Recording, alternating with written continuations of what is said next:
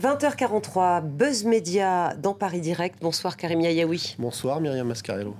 On commence avec la Libye, où une autre guerre a déjà commencé. Exactement, Libération raconte cette course entre la France et l'Italie, notamment la course au business, la course économique. Alors on a énormément parlé du pétrole libyen, mais après une guerre, il faut aussi tout reconstruire, les infrastructures, les routes.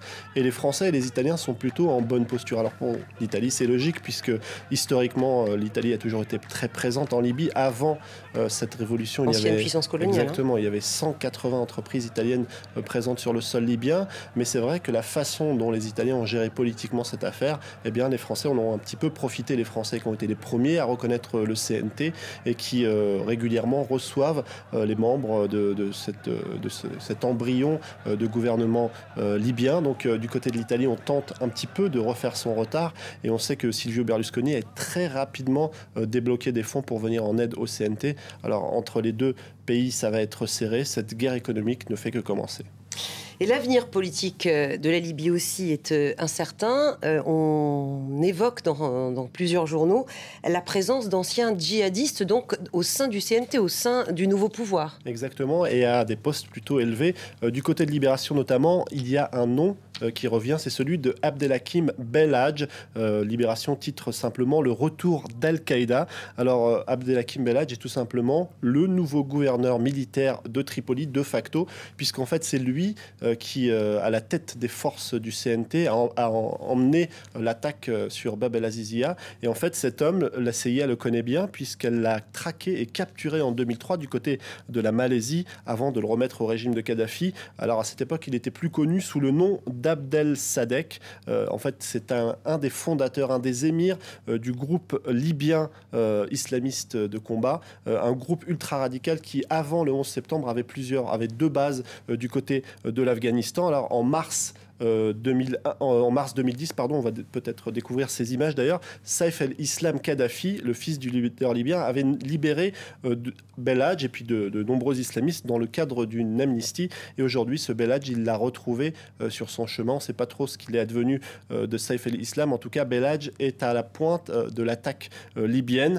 Ce n'est pas du tout une métaphore footballistique, je n'ai pas vraiment fait exprès. En tout cas, aujourd'hui, beaucoup s'interrogent sur la capacité qu'auront les Occidentaux à négocier éventuellement avec des islamistes, parce que le CNT a toujours essayé de cacher peut-être cette dimension-là, mais il faut se rappeler tout de même que historiquement l'opposition à Kadhafi la plus légitime, ce sont les islamistes qu'il a traqués dans les années 90 et qu'il a utilisé aussi pour faire les yeux doux à l'Occident. Et aujourd'hui, ces islamistes pourraient jouer un rôle important, même si on essaie de nous le cacher un petit peu. Et ce Belhadj, il n'a rien à voir avec Ali Belhadj, l'Algérien, un des leaders du fils dans les années 90. Il n'a rien à voir, simplement le nom, mais sinon il n'a rien à voir l'un avec l'autre. Peut-être quelques idées politiques, enfin très probablement quelques idées politiques. Quelques convergences de vues. Exactement. On quitte la Libye, on rentre en France, où l'université d'été du Parti Socialiste a commencé, c'est à La Rochelle. Et alors Martine Aubry, une des deux favorites de la primaire socialiste, distribue des t-shirts, Karim. Exactement, je vais vous le montrer, son t-shirt de Martine Aubry. Mais avant ça, il faut rappeler que François Hollande est plutôt en bonne posture dans les sondages et que Martine Aubry, elle a plutôt l'air de jouer la carte de la parole rare. Peut-être que c'est une petite référence à François Mitterrand qui savait qu'il ne fallait pas trop parler. Et comme François Mitterrand, elle va envoyer, elle est déjà en train de le faire, une lettre aux Français, 1 million d'exemplaires qui seront distribués par des militants du Parti Socialiste. Alors, le fameux t-shirt, on le découvre un petit peu, mais on va le voir, je vais vous le montrer de plus près. Il est là, sur cette page du Monde. Ah oui. Yes, we care. Ça vous rappelle quelque chose, je suppose? Petit clin d'œil à l'Amérique, peut-être, d'Obama. À Barack Obama. Il faut se rappeler qu'au printemps dernier, il y en avait un autre qui avait fait un clin d'œil à Barack Obama. Je vais vous montrer ça. C'était, je crois qu'on l'a toujours, Yes We Can, Dominique Strauss-Kahn. Bon, il a un petit peu laissé tomber depuis, mais en tout cas, on peut encore se procurer des t-shirts qui sont sans doute bientôt collector. En tout cas, on peut se demander si les socialistes ne sont pas totalement obsédés par Barack Obama ou alors s'ils n'ont pas tellement d'idées, parce qu'à chaque fois, c'est un petit peu... Il manque de pétrole et d'idées. Exactement. Alors, en tout cas, ces socialistes, certains ne manquent pas d'humour. Certains ne manquent pas d'humour, et en fait, du côté de l'Express, on nous explique que chaque année, 24 journalistes politiques font un petit peu... ils dressent un petit peu le meilleur de ce qui s'est passé du côté du Parti Socialiste, et ils donnent des titres un petit peu comme des Césars ou des Oscars. Et cette année, le comique de l'année est, devinez qui? C'est François Hollande, François apparemment, Hollande. Et c'est souvent lui, le comique de l'année, du côté de l'Express. À ses dépens ou à son actif? Ah non, à son actif. À son actif, on retrouve Monsieur Petite Blague qui reste solide sur ses fondamentaux, nous explique l'Express. Alors il y a d'autres petits prix qui ont été décernés. Je vous montre Harlem Désir. Devinez quel prix il a obtenu. Eh bien, c'est la Langue de Bois d'Or 2011 et c'est la 3e année consécutive qu'il l'a. Enfin, le socialiste qui retourne le plus souvent sa veste, c'est Vincent Payon. Il a louvoyé entre DSK, François Hollande et d'autres. Le grand jury explique que c'est le grand navigateur du côté du Parti socialiste. Et puis, prix spécial pour DSK. C'est vraiment comme à Cannes, alors. Ouais, exactement. Qui a réussi, DSK qui a réussi à perdre la présidentielle avant même d'y avoir participé.